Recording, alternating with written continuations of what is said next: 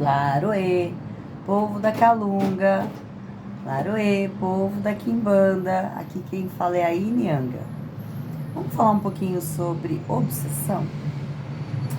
Mas antes, compartilhem o vídeo, comentem, inclusive se você já sofreu ou está sofrendo esse tipo de situação, e deem um like, né? Para incentivar aí o nosso trabalho. Mas vamos lá. Eu pensei bastante antes de fazer esse vídeo, porque é um assunto, embora eu acho que vastamente conhecido, não tem uma pessoa que eu acho que de uma certa forma esteja ligado a um mundo espiritual, um culto, uma crença, enfim, que nunca tenha ouvido falar disso, né? Os espíritas, principalmente eles que estudam muito esse tipo de coisa, estudam mesmo, eles classificam a obsessão em leve, média e complexa. A média e a leve são mais tranquilas, né, de se resolver. Mas as complexas, o próprio nome já diz, né, complexas, são mais complexas, né, complicadas. Elas podem vir tanto de, sim, demandas, quanto também, né, de ações das pessoas, né? Então a gente vai falar um pouquinho sobre isso, tá? Por que eu tô fazendo esse vídeo? Eu acho que é importante contextualizar. Já faz alguns anos, pelo menos os últimos anos, que eu ando vendo um aumento gigantesco, tá? Nesse tipo de influência e complexa, tá? Nem leve nem média. Eu falo de complexidade mesmo, da pessoa chegar totalmente tomada, né? Uma situação quase que demoníaca, sabe? A gente, em giras, assim, seja na Umbanda ou na Quimbanda, acontecem coisas muito, muito loucas. De verdade. E claro que a gente procura resolver isso ou amenizar, porque, vejam, existem muitas coisas que às vezes precisam ser feitas e nem sempre é rápido, tá? Então, muitas vezes a gente ameniza, depois explica, conversa com a pessoa para que ela entre numa linha de tratamento, tá? Isso é extremamente importante, né? E mais importante do que isso, é ela entender que a forma com que ela está conduzindo as coisas não está legal, tá? Não está legal. Mas o que eu ando notando muito são obsessões causadas por aventuras na magia e na bruxaria. Sim. É o que mais está acontecendo, pelo menos é o que eu mais estou vendo, tá? Nem tanto com relação a questões de demanda, porque isso a gente resolve muito rápido. Não existe um comportamento, uma atitude, um pensamento, né, da pessoa vinculado a isso, né, uma crença, enfim. Não, né? Então a gente resolve isso muito rápido. Agora, situações de obsessão trazidas por práticas que as pessoas fazem sem uma mentoria, sem um conhecimento, sem entender de fato o que ela está fazendo, com quem ela está lidando, né? Traz consequências graves, tá? No começo, né, a pessoa se sente poderosa, né? As coisas caminham, ela começa a ter alguns bons resultados. Só que aquelas entidades, elas começam a solicitar, eu vou dizer, praticamente a ordenar, né? Coisas estranhas, práticas estranhas, comportamentos estranhos, tá? E isso só vai criando mais vínculo, só vai criando mais aproximação, né? Até que ela se vê totalmente dominada, principalmente no psicológico, né? E a vida começa, o negócio começa a virar, né? Ela começa a sofrer ataques psíquicos, começa a adoecer e começa, assim, a ter problemas financeiros aqui na matéria. E relacionamentos, enfim, tudo desanda, tá? Então, ela passa, em alguns casos, a perceber que algo está errado, né? Só que, quando isso ocorre, quando ela percebe que algo está errado, já está toda tomada. E eu pergunto para vocês já tentaram tirar osso da boca de cachorro magro? Já fizeram isso? Né? É muito difícil. Não é fácil resolver esse tipo de problema. Por quê? Aquelas entidades que estão extremamente ligadas à energia daquela pessoa não vai querer largar o osso. Não vai de jeito nenhum. E a pessoa estando fraca espiritualmente, não tendo nenhum tipo de conhecimento, muitas vezes sim tendo problemas psicológicos, né? Que eles se aproveitam disso. Então, se torna um desafio para nós, né? E para a pessoa. Porque ela está doente, muito doente, né? E ela também precisa mudar os padrões mentais dela. Então, é um trabalho de formiguinha. É um trabalho que requer, sim, muito conhecimento da nossa parte, mas também a outra parte também tem que fazer, né, o que é necessário. Ontem, no terreiro, isso foi na Umbanda, nós tivemos um caso muito sério, muito sério. E ela, no final, conversando com a pessoa, ela me falou que ela procurou 3 terreiros antes de vir no meu. E todos eles fecharam a porta para ela, né? Tanto que no final ela chorava. Ela não sabia como agradecer, até perguntou quanto que era. Eu falei, moça, a gente nem começou. Não vou te cobrar nada, porque isso aqui foi um trabalho exaustivo para te dar um pouco de conforto. E olhe lá, né? Mas tem aí um tratamento que você vai ter que fazer, seja na Umbanda, seja na Quimbanda, aí, né, a gente vai vendo. Mas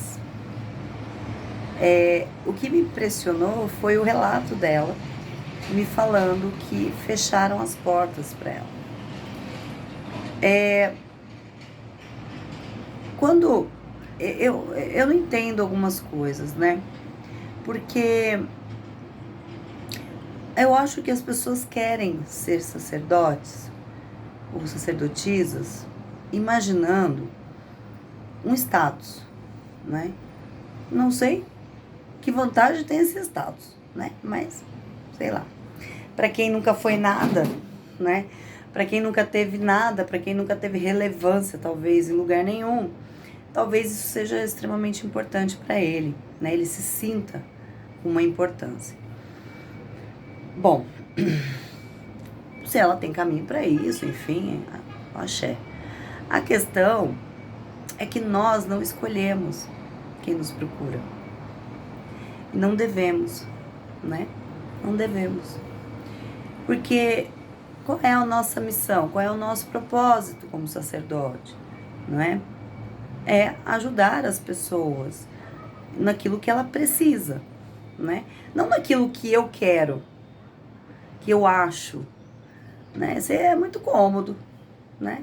Isso é muito cômodo, né? A gente escolher, né? Quem que nós queremos no terreiro. Não, né? E eu acho que o X da questão tá aí, sabe? Na realmente se cumprir essa missão. Também ando notando, isso é muito complicado. Eu vejo nas redes sociais sacerdotes atacando sacerdotes, um querendo ser melhor que o outro, né? Só falta daqui a pouco eles estarem medindo, né? Pra ver quem é o maior. E isso atrapalha muito.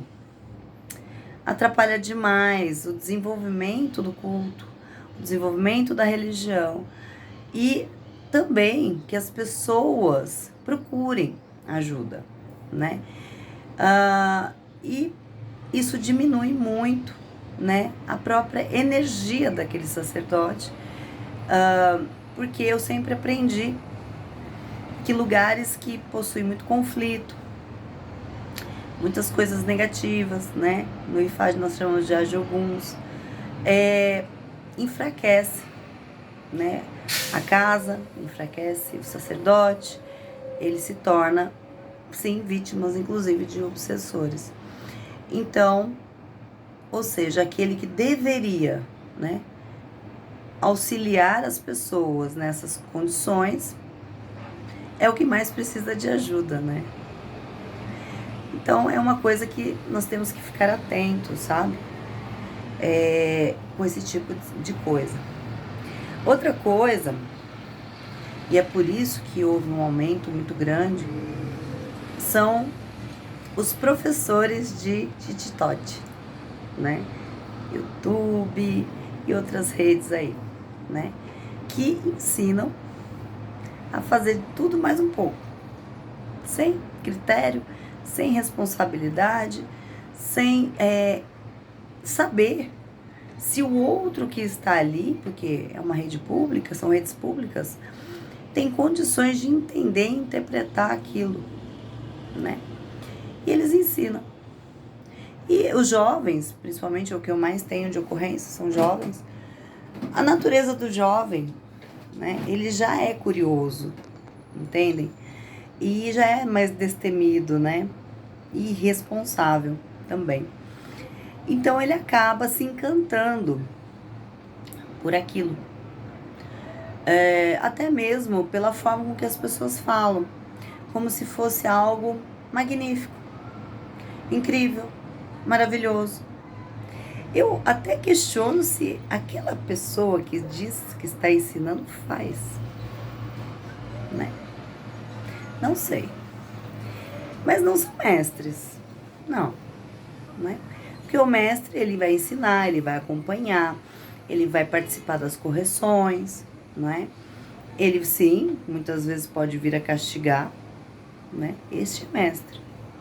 Agora, mestre de rede social não existe, tá? Não existe.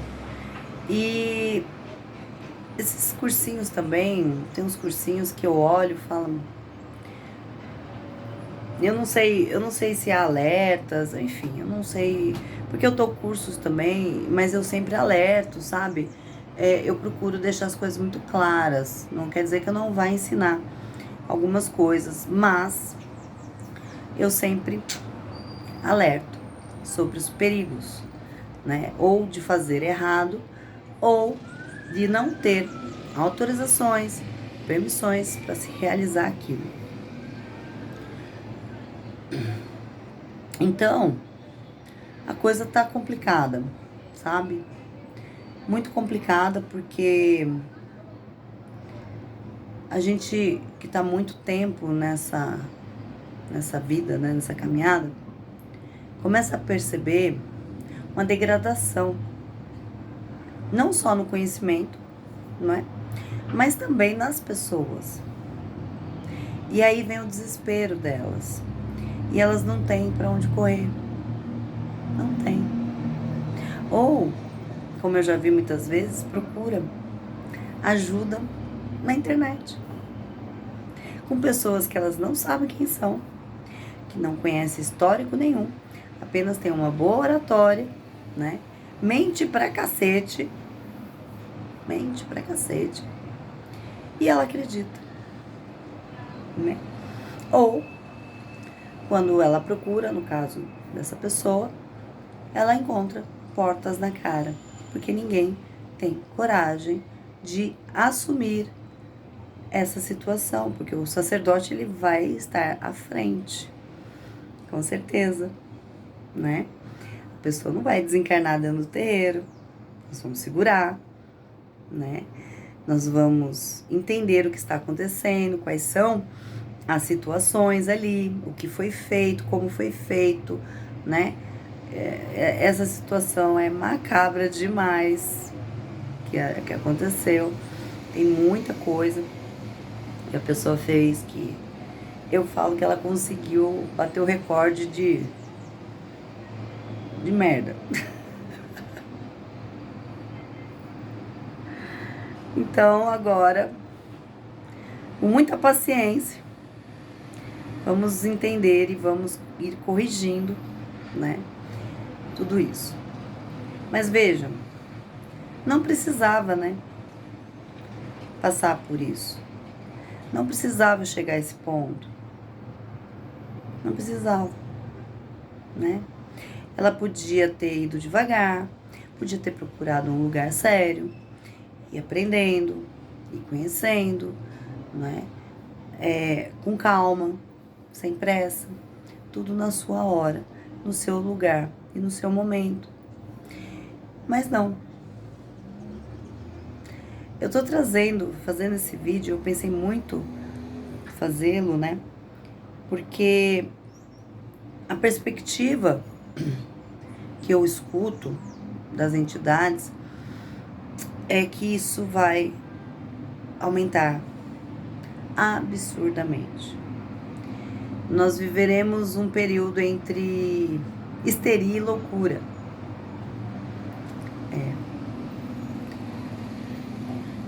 Então, né, vamos ver. Agora, eu não sei porque as pessoas cobram pactos, rituais, né, para N motivos, poder, amor, dinheiro. Não precisa, gente, para ter esse tipo de problema, você não precisa pagar, não. É fácil. Atrair esse tipo de seres é fácil. Muito, mas muito fácil. Uma vela, às vezes, é suficiente, né? Fazer sexo em troca de poder espiritual é suficiente. O que mais? Tem várias formas, né? Praticar alguns tipos de bruxaria e magia que a pessoa não tem autorização para fazer, né? Até mentir atrai, né? Então, você não precisa pagar para ter problema. Não precisa não. Mas com certeza, em um dado momento, você vai pagar para resolver teu problema. Infelizmente, vai. Em algum momento, Então, não precisa, gente, né? Vocês estão rasgando dinheiro para ter problemas. E depois, né? Como eu já vi pessoas fazerem pactos com 100, 150 mil, 200 mil reais. E a vida dela desandar. E aí, na hora de corrigir, querendo ou não, vai ter que sim se pagar muitas vezes para se resolver. E a pessoa já não tem mais nada. E às vezes ela acha que a gente tem a obrigação, né, de resolver o problema que ela própria criou. A Umbanda, ela, embora muitos falem mal dela, isso afasta as pessoas, e aí você vê esse monte de situação estranha, ainda mantém suas portas abertas e recebe todos, né? Não precisa agendar, é só ver direitinho os horários da gira, você vai e ali, né, é verificado o que está acontecendo e como se resolve isso ou se começa a resolver isso, não é verdade? Ah, mas é lento. É verdade, é lento. Com certeza é lento.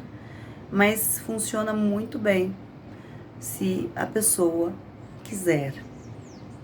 Ela tem que querer, de verdade, né? E assim as coisas vão se resolvendo. E as pessoas ainda falam mal da Umbanda. É uma pena, porque ainda ela continuará em pé. Só espero que eles não fechem as portas para as pessoas que realmente precisam, né? Nosso papel como sacerdote é entender o problema, ser humilde. Muitas vezes nós não sabemos como resolver, mas o sacerdote, ele tem que buscar soluções, não viver na acomodação, tá? Mesma coisa na quimbanda. Nem tudo a gente sabe resolver, gente. Nem tudo. Mas chega ali o problema, a gente olha, chama os universitários e vamos resolver. Mas muitas das coisas nesse sentido de obsessão também precisa do outro lado, da pessoa, tá? Não adianta a gente fazer, se ela não mudar comportamento e pensamento. Não tem como. E aprender, ela vai ter que aprender. Tá bom? Um beijo da Inyanga pra vocês. Tchau, tchau.